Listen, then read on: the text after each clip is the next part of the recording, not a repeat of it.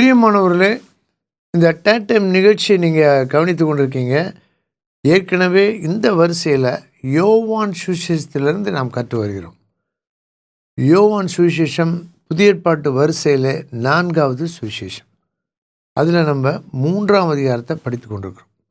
3ஆம் அதிகாரம் தான் பொதுவாக கிறிஸ்தவ வட்டாரங்களிலே அதிகமாய் தெரிந்த அதிகாரம். ஏனென்றால் 3:16, அந்த 3:16 முக்கியமான வசனம்.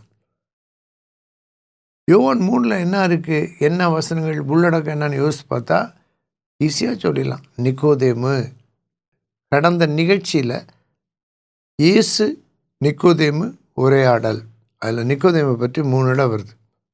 ஆண்டவராக இயேசுவை பற்றியும் வருது. 5 முறை பார்க்கலாம். இயேசு என்ற வார்த்தை எங்கெல்லாம் வருதோ அந்த இடத்துல நீங்கள் ஒரு yellow ஷேட் கொடுத்தீங்கன்னா 2, 3, 5, 10, 2, 3, 5, 10, 22லையும் பார்க்கலாம். இப்போ 127ஆம் பக்கத்திலே 5 முறை அந்த அதிகாரத்தில். அந்த அதிகாரம் நமக்கு ரொம்ப பக்கத்தில் வந்துடும், உள்ளுக்குள்ளே வந்துடும். இயேசு நிக்கோதேமு 3 முறை, மெய்யாவே மெய்யாவே உனக்கு சொல்கிறேன் 3 முறை வருது. இப்போ முதல் 9 வசனங்களை பார்க்கும்போது சைடில் மறுபடியும் பிறத்தல், அதுக்கப்புறம் காற்று, இதை நம்ம பார்த்தோம். அடுத்த பகுதியை நம்ம பார்க்க போகிறோம். இந்த காற்று பார்த்திங்கன்னா பிறப்பு, காற்று சாதாரணமாக எல்லாருக்கும் தெரிந்த காரியத்திலிருந்து உண்மையிலிருந்து தான் இயேசு ஆவிக்குரிய காரியங்களை விளக்கி சொல்கிறார். அந்த பிறப்பை பற்றி உள்ள ஒரு முக்கியமான கருத்து, மாம்சத்தினால் பிறப்பது மாம்சமாக இருக்கும், ஆவியினால் பிறப்பது ஆவியாக இருக்கும். பாருங்கள், இந்த பகுதியில் 3 இடத்துல 5, 6, 8ல் சின்னதாக ஒரு ரெட் கலரில் ஒரு புறா மாதிரி, ஒரு ஒயிட் ஆங்கிள் வி, இந்த மாதிரி நீங்கள் மார்க் பண்ணிங்கன்னா அதனால தான் அந்த மாடலை பார்க்குறீங்க. மறக்கவே மறக்காது. பரிசுத்த ஆவியானவர் தான் ஆண்டவராக இயேசுவை நம்பாத ஒருவரை, அறியாத ஒருவரை மறுபடியும் பிறக்கும் அனுபவத்துக்குள்ளே கொண்டு வர முடியும். அவரால் தான், வசனத்தால் தான் பிறக்க முடியும். ஆகவே தான் மறுபடியும் பிறத்தல் ஒரு முக்கியமான ஆரம்பம். இந்த அதிகாரத்தில் நம்ம படிக்கிற முக்கியமான பாடம். அங்கு முதிர் வயதாக இருந்த அநேக ஆண்டுகள் இஸ்ரவேலரில் போதகராய் ரபியாக இருந்த நிக்கோதேமு, ஆலோசனை சங்கத்தில் முக்கியமான இந்த நிக்கோதேமே மறுபடியும் பிறக்க வேண்டிய அவசியம் இருந்தது. இப்போ நம்ம சுற்றிலும் பல வயதினர் வாழ்கிறாங்க. திடீர்னு 50 வயசு ஒரு அம்மா புதுசாக ரட்சிக்கப்படுறாங்க. ரட்சிக்கப்பட்ட உடனே சரீரத்தில் அவங்களுக்கு வயது 50, ஆனால் புதுசாக பிறந்த குழந்தைய போல் தான் இருக்காங்க. அதனால்தான் சபை ஊழியர்கள் அவர்களை கவனிக்க வேண்டும், வழிநடத்த வேண்டும், பராமரிக்க வேண்டும், பாதுகாக்க வேண்டும், வசனங்களை வாசித்து காண்பிக்க வேண்டும்.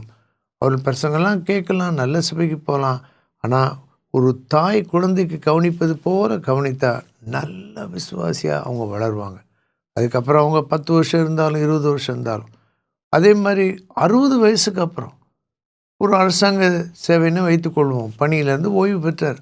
அப்பா ஆண்டவராக இயேசுவை ஏற்றுக்கொள்கிறார். அவரும் மறுபடியும் பிறக்கிறார், ரட்சிக்கப்படுறார். அவருக்கு வயது 60க்கு மேல் தான், நல்ல முதிர்ச்சி தேர்ச்சிலாம் இருக்கும். ஆனால் கிறிஸ்துவுக்குள்ளே அவர் குழந்தை தான். அவருக்கு ரொம்ப நேர்த்தியாக சொல்லிக் கொடுக்கக்கூடிய ஊழியங்கள் தேவை, ஊழியக்காரர்கள் தேவை. இங்கு இயேசு நிக்கோதேமுவை ஆத்தும ஆதாயம் செய்தார். சத்தியத்தை சொல்லி விளக்கி மறுபடியும் பிறக்கும் அனுபவத்துக்குள்ளாக நடத்தினார். இப்போ முதல் 9 வசனம் பார்த்தோம். 10லேருந்து 21, 10ல் பாருங்களேன், இயேசுன்னு பார்த்திங்கன்னா அங்கே தான் அந்த போதனை ஆரம்பமாகுது, உரையாடல். அப்புறம் 21ல் கவனிச்சிங்களா, என்றார்னு முடியுது. அதனால தான் 10-21 மேலே எழுதணும். அப்போ அன்பாக கேட்குறாரு இயேசு அவனை நோக்கி, இஸ்ரவேலில் போதகனாக இருந்தும் இவைகளை அறியாமல் இருக்கிறாயா என்று சொன்னார். அதுக்கு பிறகு பார்த்திங்கன்னா சாட்சி. அடுத்த பகுதிகளில் சாட்சியை பற்றி அதிகமாக பார்க்குறோம். அதில் இந்த பத்தியில் 11ஆம் வசனத்தில், நாங்கள் கண்டதை குறித்து சாட்சி கொடுக்கிறோம், நீங்களோ எங்கள் சாட்சியை ஏற்றுக்கொள்கிறதில்லை. பார்த்திங்கன்னா ஆண்டவர் சில இடத்துல அவர் சொல்கிற மாதிரி சொல்கிறாரு, அப்புறம் அவர் கூட இருக்கவங்க சொல்கிற மாதிரி சொல்கிறார். அதை பற்றி யோசிக்கலாம். நான் சொல்கிறேங்க, நாங்கள், நீங்கள் ஏற்றுக்கொள்ளவில்லை, 2 இடத்துல சாட்சின்ற வார்த்தை வருது. அப்புறம் பரம காரியங்களை பூமி கிடைத்த காரியங்களை சொன்னாலே நீங்கள் விசுவாசிக்கலையே, பரம காரியங்களை சொன்னால் எப்படி விசுவாசிப்பீங்க அப்படின்னு கேட்குறாரு. அதுக்கப்புறம் தான் தன்னை பற்றி சொல்கிறார். அதுக்கப்புறம் பாருங்கள், 14ம் 15ம் சேர்த்து படிக்க வேண்டியது. என் கூட சேர்ந்து வாசிக்கிறீங்களா? சர்ப்பமானது மோசையினால் வனாந்திரத்திலே உயர்த்தப்பட்டது போல மனுஷகுமாரனும் தன்னை விசுவாசிக்கிறவன் எவனோ அவன் கெட்டு போகாமல் நித்திய ஜீவனை அடையும்படிக்கு உயர்த்தப்பட வேண்டும். இன்னொரு வார்த்தைங்க, சர்ப்பம் இருக்கு. பழைய ஏற்பாட்டில் சர்ப்பம் சொன்னோடனே 2 அதிகாரங்கள் நமக்கு ஞாபகத்தில் வர வேண்டும். ஒன்று, நீங்கள் யோவான் 3 பக்கத்தில் ஆதியாகமம் 3ன்னு எழுதிக்கலாம். அங்கே சர்ப்பம் தந்திரம் உள்ளதாக சாத்தான் வந்தான். அதன் மூலமாக தான் பாவம் மரணம்லாம் வந்துச்சு மனுக்குலத்துக்கு. இந்த இடத்துல சர்ப்பம்ன்றது என்னாமம் 2:1, அதாவது 21. 21 நம்பரை பாருங்கள். இப்போ பைபிளில் 198ஆம் பக்கத்தில் பாருங்கள், 198, 21. அதுக்கு மேலே ஒரு கிராஸ் படம் சிவப்பு கலரில் வரைந்து கொள்ளலாம். 9ஆம் வசனம் ரொம்ப முக்கியமான வசனம். அது பக்கத்தில் யோவான் 3:15ன்னு எழுதிக்கலாம். யோவான் 3:15. அங்கே என்ன நடந்ததுன்னு பார்க்கணும். ஒரு சின்ன ப்ரெசன்டேஷன் பார்க்குறீங்க, அந்த பாம்பு பார்க்குறீங்க, பாம்பு போல் அதை கோலில் மாட்டுறாங்க.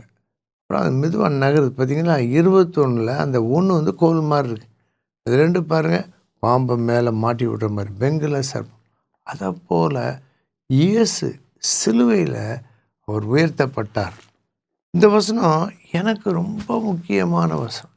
ஏனென்றால் மே மாதம் 18ஆம் தேதி 1965ஆம் ஆண்டு, அதாவது 59 ஆண்டுகளுக்கு முன்னால் நாகர்கோயிலில் ஹோம் சர்ச் பக்கத்தில் ஆலன் மெமோரியல் ஹால், அங்கே ஒரு மத்தியான வேளையில் விபிஎஸ் அண்ணாச்சின்னு சொல்லுவோம், அவங்க எனக்கு ரட்சிப்பை பற்றி விளக்கி சொல்லும்போது இந்த வசனத்தை படித்து விளக்கி சொன்னாங்க.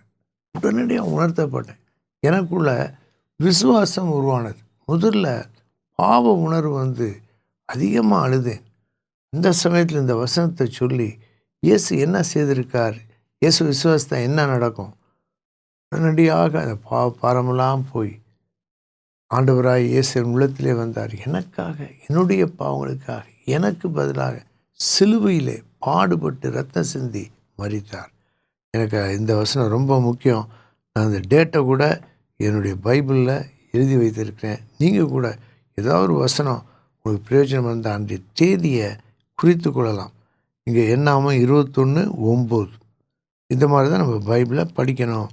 நித்திய ஜீவன்ற வார்த்தை 15லேயும் வருது, 16லேயும் வருது. தேவன் தம்முடைய ஒரே பேரான குமாரனை விசுவாசிக்கிறன் ஏவனோ அவன் கெட்டு போகாமல் நித்திய ஜீவனை அடையும்படிக்கு அவரை தந்தருளி இவ்வளவாய் உலகத்தில் அன்பு கூர்ந்தார். பாருங்க, கெட்டு போகாமல் 15லேயும் வருது, 16லேயும் வருது. நித்திய ஜீவன் 15லேயும் வருது, 16லேயும் வருது. விசுவாசிக்கிறவன் எவனோ 15லேயும் வருது, 16லேயும் வருது. இப்படி தான் பார்த்து வாசிக்கணும், யோசித்து பார்க்கணும், யோசித்து வாசிக்கணும், வாஸ்ததை யோசிக்கணும். இந்த பகுதி ரொம்ப முக்கியமான பகுதி. இந்த பகுதியில் நீங்கள் என்ன எழுதிக்கலாம், உலகம் ரைட்டில் 16-17க்கு சைடில் உலகம்னு எழுதிக்கலாம். அதுக்கு பக்கத்துலேயே கீழே விசுவாசம்னு எழுதிக்கலாம். விசுவாசம்ன்ற வார்த்தை 9 முறை வருது. விசுவாசன்ற வார்த்தை 9 முறை வருது. 12, 15, 16, 18 இந்த பகுதியிலே எத்தனை முறை பாருங்கள், 2, 3, 4, 7 முறை வருது.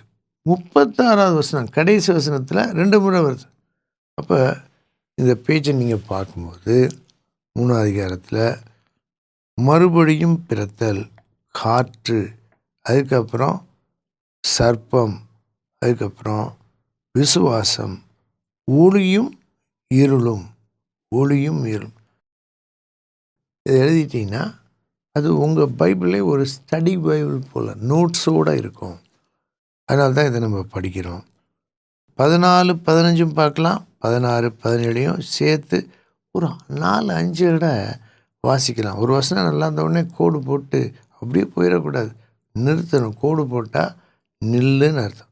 கோடு போட்டு நின்று பார்க்கணும். இவ்வளவாய் உலகத்தில் அன்பு கூர்ந்தார். இங்கிலீஷில் அந்த வசனத்தை பாருங்களேன். வாசிக்க கேட்குறீங்களா?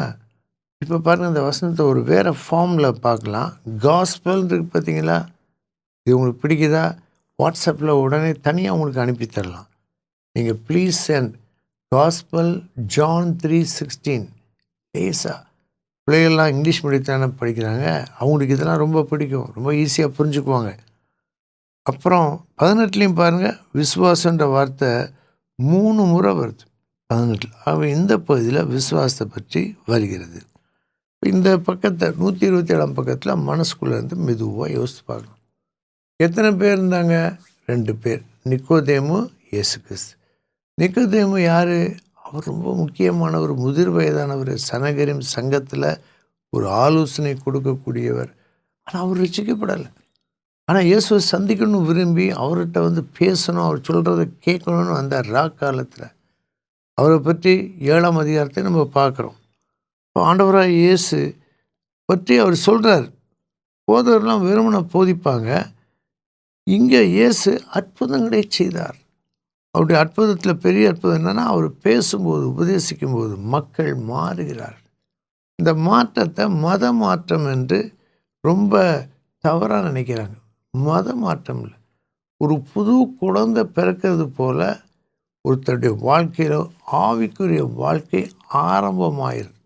அவங்க எந்த மதத்தை சேர்ந்தவங்களாக இருக்கலாம், கிறிஸ்தவங்களாக இருக்கலாம், கிறிஸ்துவை நல்லா நேசிக்கிறவங்களாக இருக்கலாம். ஆனால் அவங்க மறுபடியும் பிறக்கணும். ஆவிக்குரிய அனுபவம் வேணும். 5 வார்த்தைகள் சொன்னீங்க அவருக்குள்ள: மனம் திரும்புதல், விசுவாசம், ஏற்றுக்கொள்ளுதல், அப்புறம் மறுபடியும் பிறத்தல், ரட்சிக்கப்படுதல். அதில் இது ஒரு முக்கியமான வார்த்தை. காற்றை பற்றி பார்க்குறோம். அடுத்த சைடில் நம்ம மேலேருந்து பார்த்தோம்னா 14, 15 சர்ப்பம், அதுக்கப்புறம் உலகம், அதுக்கு கீழே விசுவாசம், அதுக்கு கீழே ஒளியும் இருளும். அடுத்த முறை 22ஆம் வசனத்துலேருந்து 36 வரை நம்ம படிக்க போகிறோம். இந்த நிகழ்ச்சியெல்லாம் ஒரு தடவை பார்த்து ரசிக்கிறதுக்கு இல்லை, ருசிக்கிறதுக்கும் இல்லை. படிக்கணும், பலமுறை வாசிக்கணும், நோட்ஸ் எடுக்கணும், வாய் விட்டு வாசிக்கணும், பலமுறை கேட்கணும். ஆடியோவும் கேட்கலாம். பார்த்தீங்கன்னா அந்த பேஜ் உங்கள் மனசுக்குள்ளே அப்படியே தங்கிவிடும். வசனம் உள்ளத்தில் தங்குனா பாதைக்கு வெளிச்சம் கிடைக்கும், விசுவாசம் பலம் அடையும். கர்த்தர் இந்த வார்த்தைகளை ஆசீர்வதிப்பாராக. அப்பா பிதாவே, இந்த நல்ல வார்த்தைகளுக்காக, உபதேசத்துக்காக நன்றி சொல்கிறோம். வெளிச்சத்தை அனுப்பும், ஒளியை அனுப்பும், ஒளியை அனுப்பி குணமாக்கும், விடுதலை தார். ஒளியை அனுப்பி பாவ இருள் அகலட்டும், பிசாசின் கிரிகள் அகலட்டும். இயேசு இரட்சகர் நாமத்தில் நன்றியோடு கேட்கிறோம் பிதாவே, ஆமேன்.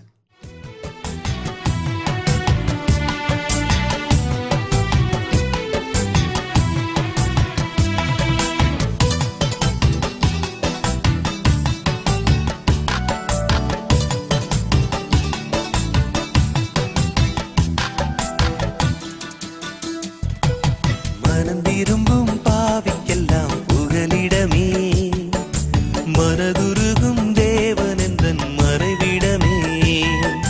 மனந்திரும்பும் பாவிக்கெல்லாம் புகலிடமே, மனதுருகும் தேவனென்றன் மறைவிடமே. வந்தனமப்பா